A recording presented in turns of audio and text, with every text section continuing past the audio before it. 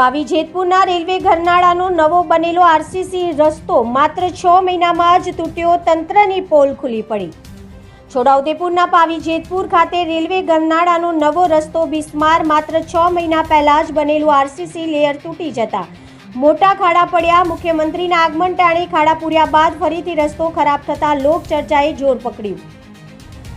છોટાઉદેપુર જિલ્લાના પાવી જેતપુર ખાતેથી પસાર થતા નેશનલ હાઈવે નંબર 56 પર આવેલા રેલવે ગરનાળાનો રસ્તો ભારે ચર્ચામાં આવ્યો છે। માત્ર 6 મહિના અગાઉ જ લાખો રૂપિયાના ખર્ચે નવો બનાવવામાં આવેલો આરસીસી રસ્તો અત્યારે તૂટી ગયો છે અને મોટા ખાડા પડી ગયા છે। તંત્રની નબળી અને તકલાદી કામગીરીના કારણે વાહન ચાલકો ભારે પરેશાનીનો સામનો કરી રહ્યા છે।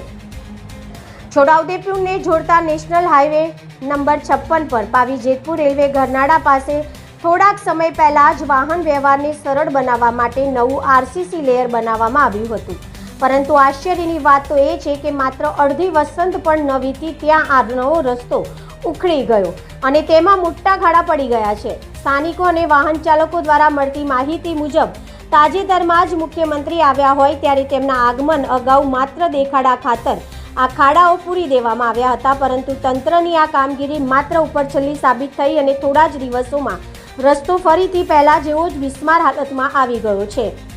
આ મુખ્ય માર્ગ પરથી દરરોજ હજારોની સંખ્યામાં નાના મોટા વાહનો પસાર થાય છે। રસ્તા પર પડેલા જોખમી ખાડાઓના કારણે વાહનોને ભારે નુકસાન થઈ રહ્યું છે, સાથે જ અકસ્માતનો ભય પણ સતત તોડાઈ રહ્યો છે। પ્રજા એક તરફ બિસ્માર રસ્તાઓનો ત્રાસ ભોગવી રહી છે ત્યારે સવાલ એ ઊભો થાય છે કે મુખ્ય માર્ગ પર જો આ પ્રકારની નબળી ગુણવત્તાનું કામ થતું હોય તો તેની જવાબદારી કોણ લેશે?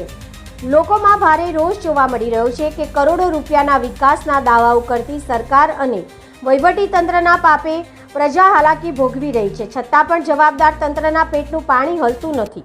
હવે જોવાનું એ રહે છે કે ઉચ્ચ અધિકારીઓ આ મામલે કોઈ નક્કર તપાસ કરીને જવાબદારો સામે કડક કાર્યવાહી કરે છે કે નહીં, કે પછી પ્રજાને આ જ રીતે પરેશાની વેઠવી